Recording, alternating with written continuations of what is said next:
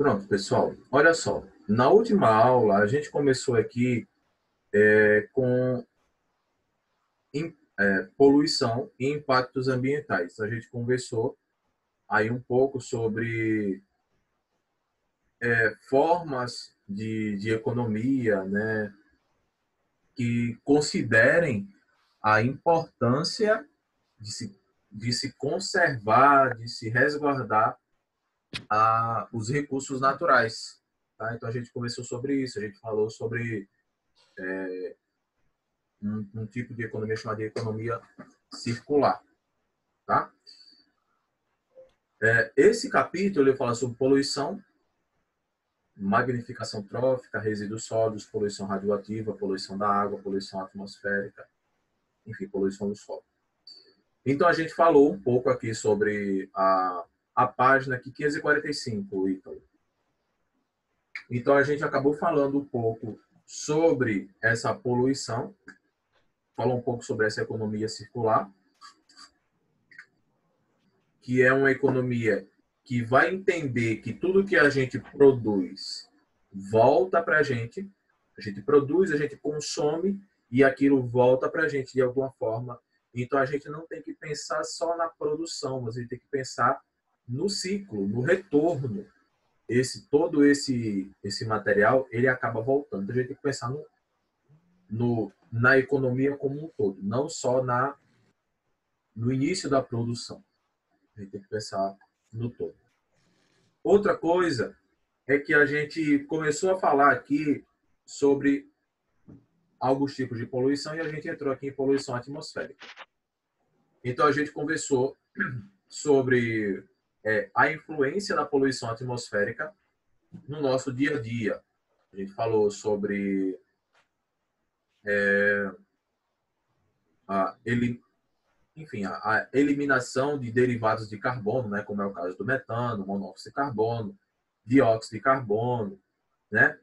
E se esse material ele realmente ele interfere na nossa qualidade de vida em relação a aumentar a temperatura do planeta como um todo.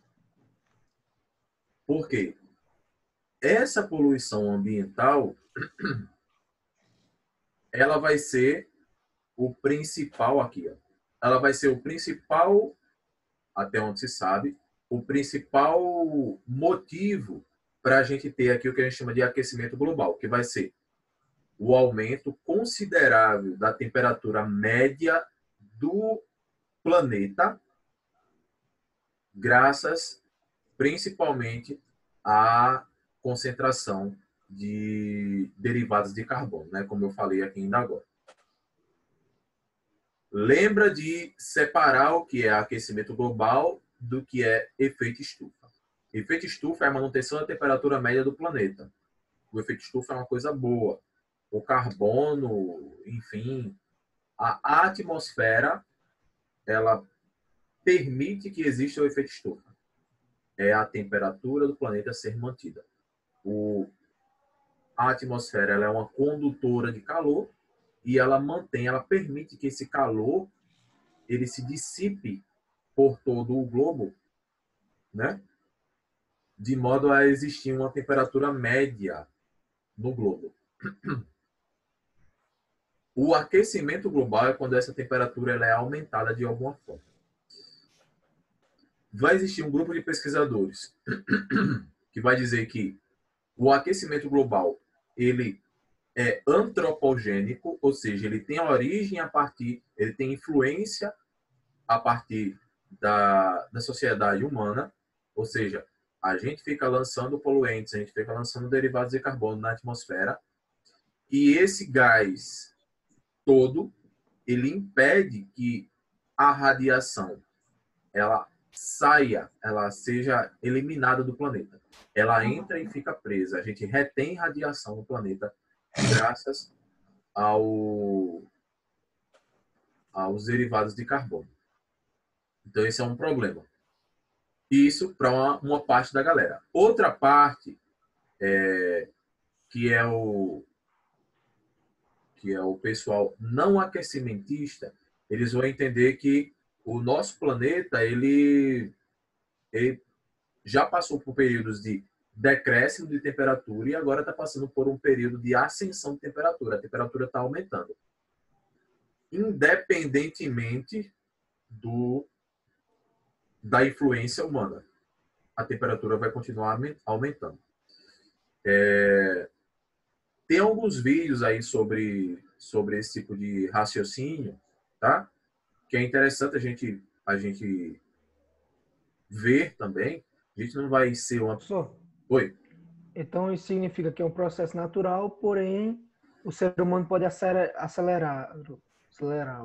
Então, a gente vai ter um pessoal que vai estar falando sobre isso. A gente vai ter uma galera que vai estar falando disso daí. Vai estar dizendo, ó, é um processo natural até certo ponto. O que a gente está vendo hoje no planeta a gente está fazendo com que a temperatura que só seria vista daqui a 500 ou daqui a 1000 anos, a gente está vendo agora, em 100 anos. Entendeu? Por conta da Revolução Industrial e tudo mais, tudo mais. Só que vai ter um grupo de cientistas que vai dizer que não. Vai dizer que o que a gente tem hoje,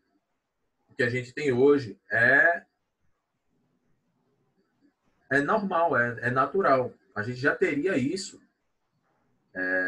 independentemente da ação humana. E ele vai dizer que a ação humana, ela interfere localmente e é muito pontual mesmo. Ok? Deixa eu ver se eu encontro aqui um vídeo sobre aqui rapidinho.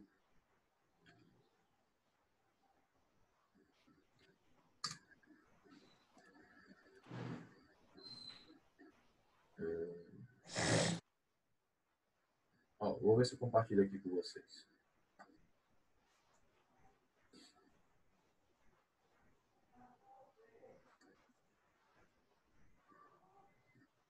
Cadê?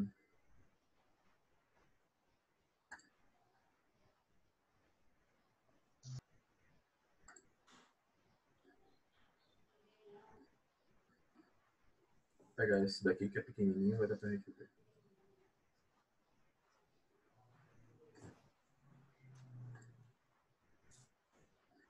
O nome desse cara é Ricardo Felício. Ele é professor da USP. O Jô Soares vai falar. Isso foi a entrevista dele lá no jogo.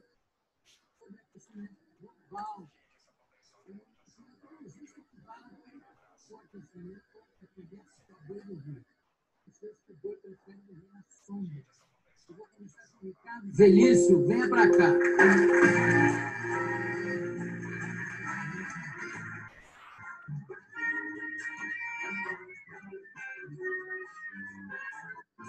Geografia da USP. E você é professor do Departamento de Geografia da USP. E o que é que você estuda específica? Climatologia, é isso? Climatologia antártica. Do continente antártico, já há 20 anos. É só do continente antártico? É a minha especialidade, mas o resto também. Sim, não tem como você falar. Claro. E você esteve na Antártida algumas vezes? 2 vezes. O que você acha das teorias do aquecimento global está derretendo o gelo do continente? Começa que já nem é uma teoria, é só uma hipótese. Então, ela não carece de prova científica. Então, esse que é o pior. Você não tem prova científica do aquecimento global. São 26 anos. Na verdade, são 3.000 anos que você está vendo disso. Nossos pesquisadores da equipe da Climagel já foram buscando essa informação. Já se discutiu isso nas ágoras das póleis gregas. Se cortasse árvore, ia mudar o clima do planeta. No Senado romano, se faziam ou não, se fariam ou não os aquedutos, porque ia mudar o clima. E por aí foi. Até hoje, nós estamos com essa historinha. Mesma coisa. O clima vai mudar, o homem mexe no planeta, não sei o quê, e não mexe nada. Mas, engraçado, tem relatos de uma civilização, não sei se é a Inca ou se é Azteca, onde eles iam cortando florestas para usar essa madeira, inclusive para queimar essa madeira, né? Com aquecimento, etc.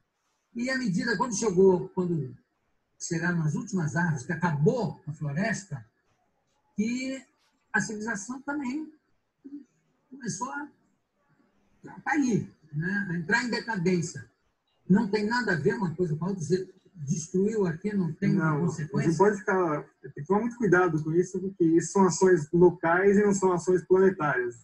3/4... Mesmo assim, a alteração é muito pequenininha. A cidade de São Paulo faz o seu microclima, por exemplo, né? Sim, não. E aí o clima global é outra coisa, mas o discurso desse pessoal é que a cidade altera o clima do planeta. Portanto, a cidade tem que se adaptar à mudança do clima, que ela mesma fez. Mas peraí, raciocínio circular, né? Agora, como é que quer dizer que não está, a água não está, o gelo não está derretendo lá? Não, o gelo derrete e congela de novo. Tem os seus ciclos, né? Isso já é muito conhecido desde o final da Segunda Guerra Mundial. Como é que é o negócio do nível do mar? Não está subindo? Não, está na sala. Não, o nível do mar continua tem esse papo, tem essa história também. As calotas estão derretendo. Não.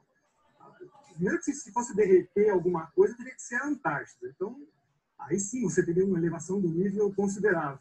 Mas para derreter a Antártida, cá para nós, você tem uma temperatura na Terra assim, uns 20 ou 30 graus muito mais elevada. Sim, mas a medição do nível do mar está subindo? Não, ele tem pequenas variações. Por exemplo, só o El Niño, que é um fenômeno completamente natural, varia o mar meio metro. E aí, os piores cenários do IPCC, que é o painel intergovernamental para a mudança do clima, né? O pior cenário deles é 50 centímetros. Em quanto tempo? Em 100 anos. Bom, falando em aquecimento, e a famosa, não é a calota polar, como é o efeito estufa? Esse é o pior de todos. Né? Essa é uma física impossível. Ai, eu estou tão contente hoje. Né?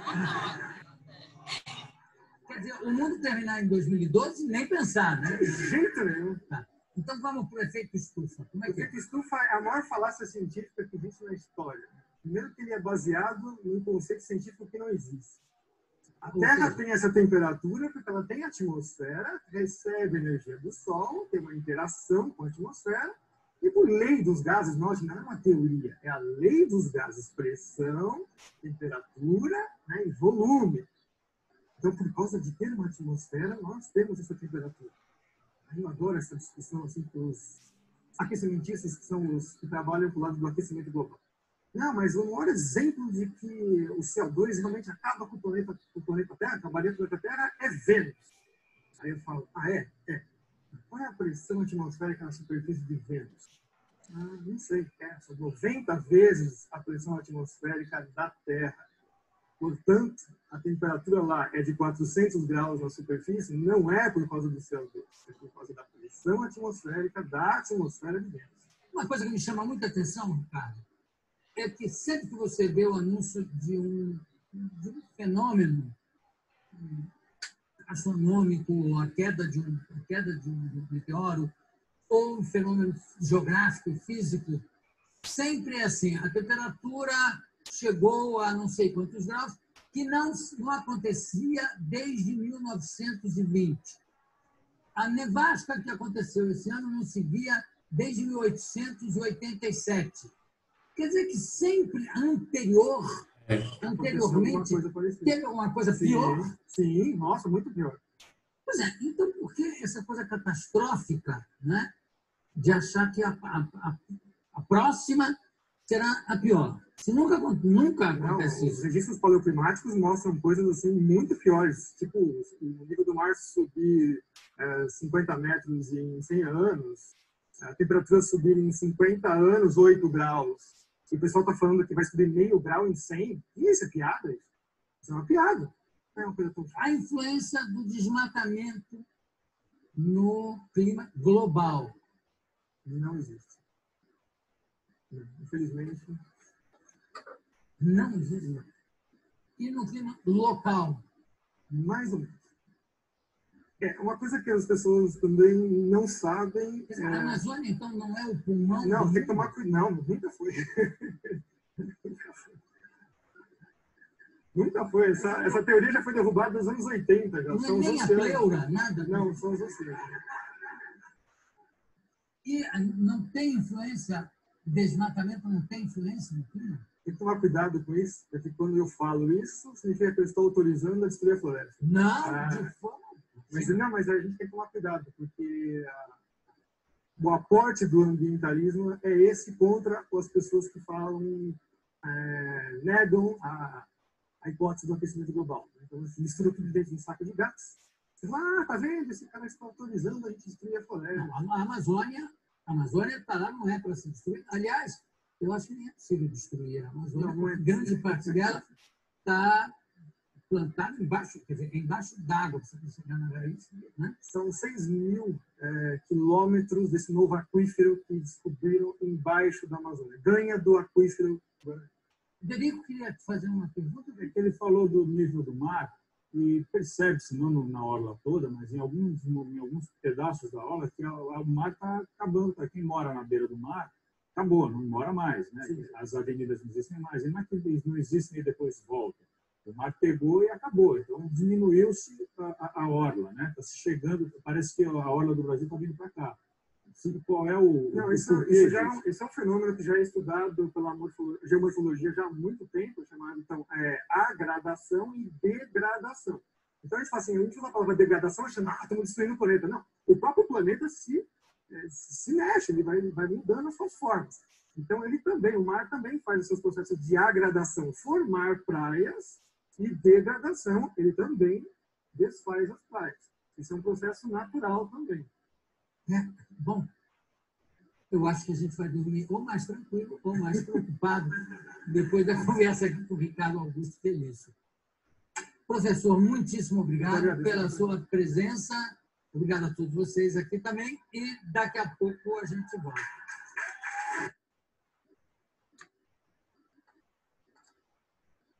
Então, essa entrevista, na verdade, é um pedacinho de uma entrevista que ele deu no Jô, mas existem outras, várias, em outros lugares, congressos e tal, um monte de coisa.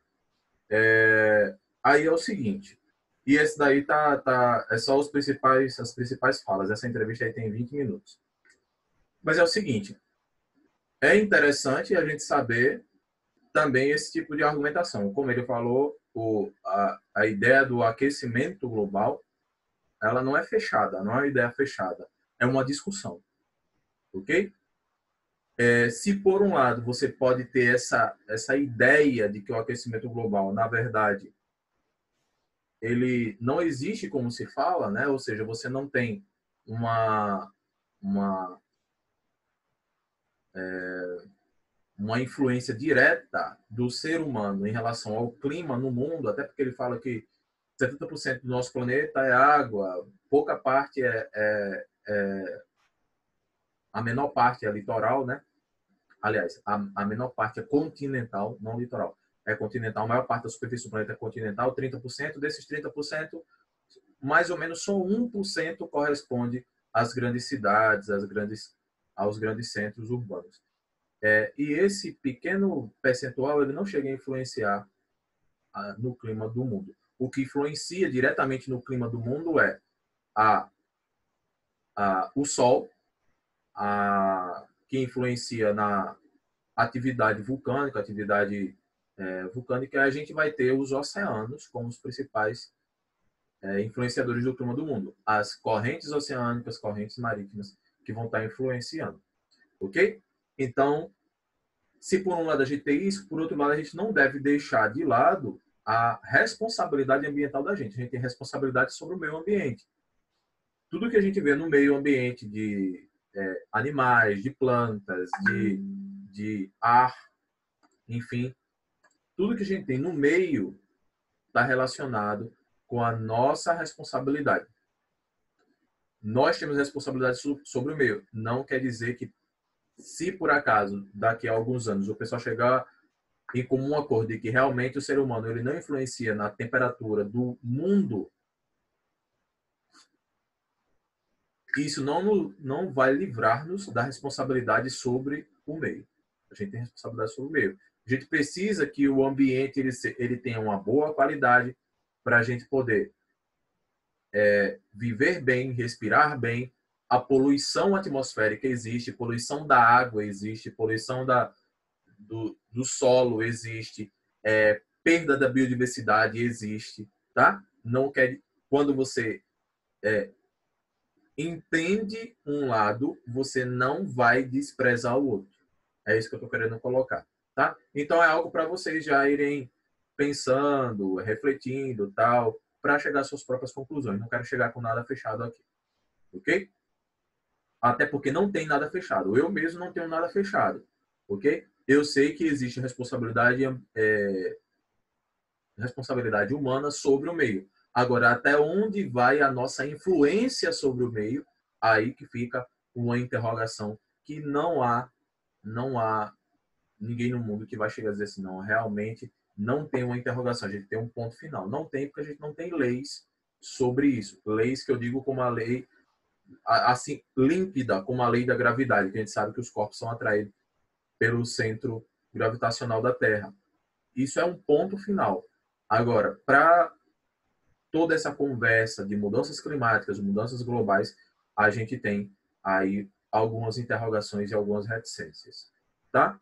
Agora, no geral, a gente sabe da influência do ser humano no meio, tá? A gente influencia como? Eliminando enxofre, nitrogênio, eliminando poluentes, né? Muitas vezes tóxicos, né? E sintéticos no meio, né? E isso diminui a nossa qualidade de vida. Isso faz com que a gente tenha problemas respiratórios, problemas de pele, cânceres, né? Tumores sendo desenvolvidos, alguns problemas que a gente não tinha antes da Revolução Industrial e a gente tem hoje. Isso sim é fato, tá? Outra coisa é que problemas como desmatamento acabam por diminuir a biodiversidade. A gente tem uma perda da biodiversidade grande. Beleza? Ok. Então, nesse contexto, a gente pode entender o seguinte. A gente vai ter alguns reflexos dessa poluição, tá? Como é o caso da chuva ácida, como é o caso de problemas de saúde, problemas respiratórios, né? Perda da biodiversidade, tá? Esse ponto sobre a camada de ozônio é um ponto já superado, tá? Muitos autores vão considerar, inclusive, que a gente não tem essa camada de ozônio. Nós temos uma concentração maior de ozônio, tá? Em determinada altura, e que essa camada ela não sofre influência. Por quê? Porque ela é fluida. Ela não sofre influência direta do ser humano. Por quê? Porque ela é fluida. Em algumas áreas do planeta ela se concentra mais, outras se concentra menos, e isso pode oscilar com o passar do tempo. Haver uma concentração maior onde tinha concentração menor e concentração menor onde tinha concentração maior. Então, ela é dinâmica, essa camada é dinâmica. Outra coisa que a gente vai observar é que nós temos um problema com a radiação. É o seguinte, em locais que você tem mais plantas, enfim, você tem uma maior capacidade de absorção dessa radiação, de absorção de luz, né, inclusive, e a gente vai ter mais sombra, a gente vai ter mais direcionamento dos ventos e tudo mais, ou seja, há uma certa amenização do microclima na região devido às plantas. Você vai pegar uma cidade que é cheia de verde, cheia de áreas verdes, ela tem um microclima mais ameno, mais agradável do que uma cidade que é só prédios. Isso é claro. Outra coisa, você pega uma cidade que ela tem muitos prédios na orla, João Pessoa, por exemplo, ela, não sei se você já prestou atenção, mas na orla de João Pessoa, na orla, ali perto do mar, na beira-mar, você não tem prédios muito grandes. No máximo 3 andares. Tem uma lei lá em João Pessoa, no máximo 3 andares. Na rua de trás, aí 4 andares. Na outra rua, 5 andares, 6, 7. Até você ter, numa região mais distante, a possibilidade de ter prédios maiores, com 50 andares. Isso quer dizer que João Pessoa ela tem uma preocupação em relação à dinâmica do ar. Ou seja, todo aquele gás, todo aquele vento oceânico, ou seja, a corrente oceânica, quando ela chega na orla, ela não encontra um paredão que vai fazer com que o centro ele fique muito mais quente, apesar de já ser quente. Ela encontra um leve aclive, né? Você vai aumentando gradativamente os andares até você chegar a uma certa distância da orla, onde você vai ter a possibilidade de ter prédios maiores, para que o ar ele possa se locomover, possa ser encaminhado entre os prédios e chegar lá no centro da cidade, para a gente não ter o que a gente chama de ilhas de calor na cidade. Se você já viajou, você já foi a Recife, por exemplo, ou Balneário Camboriú, já foi em Santos, você vai observar que nesses locais, você vai ter um problema grave que é justamente a região da orla. Tem prédios muito altos, prédios de 50, 60, 70 andares. O ar ele não consegue atravessar esses prédios e a região do centro da cidade se torna uma ilha de calor. Ela fica muito mais quente do que a orla, muito mais quente. Outro problema é que quando chega 2 horas da tarde, a orla já está toda em sombra. E essa sombra na orla, ela faz com que você tenha problemas até turísticos. Quem é que vai querer ficar numa orla que está tudo... Quando dá 4 horas da tarde, já está tudo escurecendo, porque você já não vê nem o sol mais, de tão alto que os prédios são na orla. Então, é complicado também, ok? Então, tem toda uma preocupação nas cidades, em algumas cidades, como é o caso de João Pessoa, com a questão da poluição visual, de problemas de circulação de ar nas cidades. Tá? A gente pode encontrar, inclusive, o que a gente chama de inversão térmica, que é o quê? Normalmente, a gente tem que ter o quê? Ar quente na parte mais baixa e ar frio na parte mais alta. Só que muitas vezes esse problema, inclusive esse problema que eu estou falando aqui, problema da altura dos prédios, ele acaba influenciando na disposição desse ar. Ok?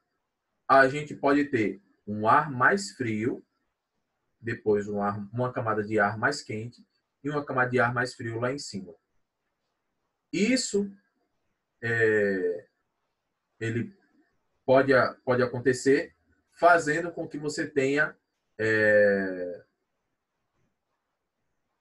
como é que eu posso colocar? Uma concentração maior de vapor de água, tá?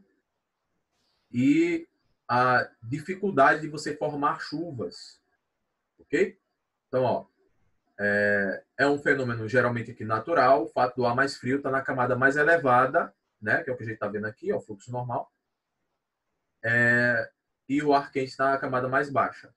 Só que, principalmente durante o inverno, pode acontecer uma inversão térmica, resultando da massa de ar frio na parte mais superficial e na parte mais baixa das cidades.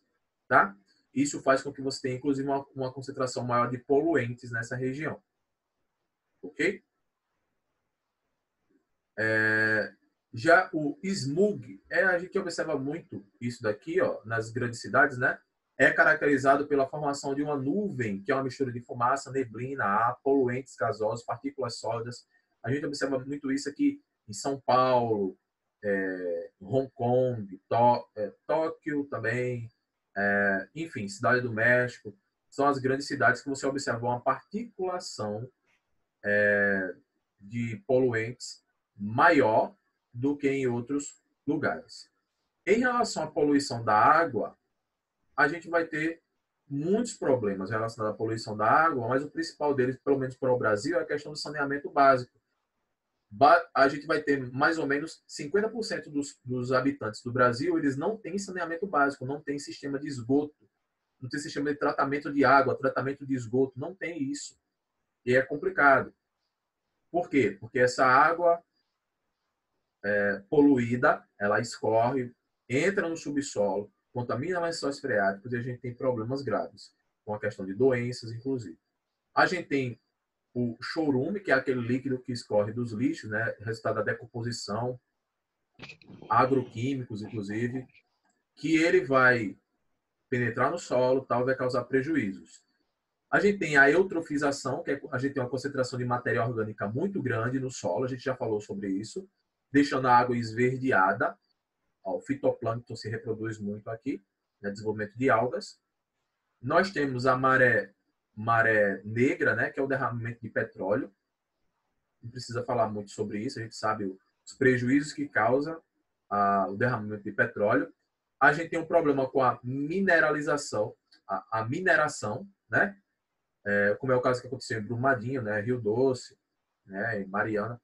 A gente tem problemas que é a eliminação de dejetos de material tóxico das mineradoras indo para a região de rios, de nascentes, inclusive de córregos. A gente tem a questão da maré vermelha, que é quando você tem uma quantidade grande de algas vermelhas se reproduzindo, são as pirrófitas, elas vão se reproduzindo, deixa a água nessa coloração avermelhada, tá? Isso faz com que alguns peixes nem consigam se reproduzir direito, tal, tem uma série de problemas em relação a isso. E a poluição térmica, né?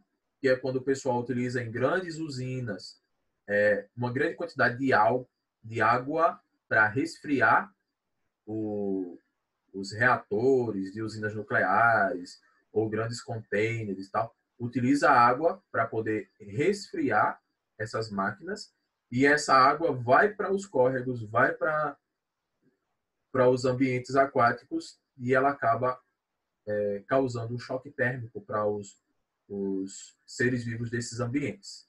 É uma poluição também, poluição térmica.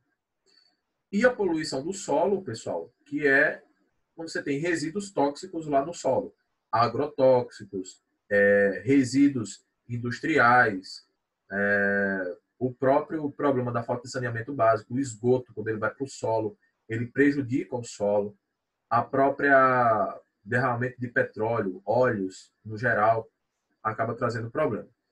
Causando o que a gente chama de magnificação trófica, ou bioacumulação, ou biomagnificação trófica, que é quando você tem um poluente sendo acumulado nos níveis tróficos, tá? Através da bioacumulação. Então, você tem os organismos produtores acumulam parte daquele material, depois os consumidores primários, consumidores secundários, consumidores terciários, que acumulam mais do que os produtores. A gente já falou sobre isso. Alguns dos resíduos sólidos que a gente pode observar, né, através de lixão, aterro sanitário, incineração, compostagem, reciclagem, a gente tem vantagem e desvantagem e o tipo de resíduo que é recebido a partir desses instrumentos, né, de deposição de material. Nós temos a poluição radioativa, que ela é complicada também, porque você vai ter um tipo de resíduo que não dá para reciclar muitas vezes e que pode se acumular permanecendo no ambiente por muitos anos. Aqui, período de armazenamento em usinas, né? Das reações utilizadas por usinas nucleares, os átomos eles liberam material, né? Através da decomposição do combustível nuclear. Esse material ele pode ficar ativo por milhares de anos e pode provocar doenças graves e letais. Só que se tem como armazenar esse material de forma segura que pode durar esse armazenamento de 50 a 300 anos. Pessoal, na página 553 tem uma atividade que começa e termina na 558. Então, da 553 a 558, eu vou deixar aí para vocês fazerem durante a semana, para que na próxima aula a gente comece o assunto melhor de todos os assuntos, que é a introdução à botânica. Ok? É o assunto mais legal de todos. Pessoal, a gente vai ficar por aqui. Eu vou interromper aqui a aula, interromper aqui a gravação e a gente se vê na próxima semana. Espero que vocês se cuidem, que vocês prestem atenção na vida e que na próxima aula a gente comece aqui o próximo capítulo. Ok? Um abração, saudade de vocês. Até a próxima. Tchau, tchau. Tchau, professor. Valeu.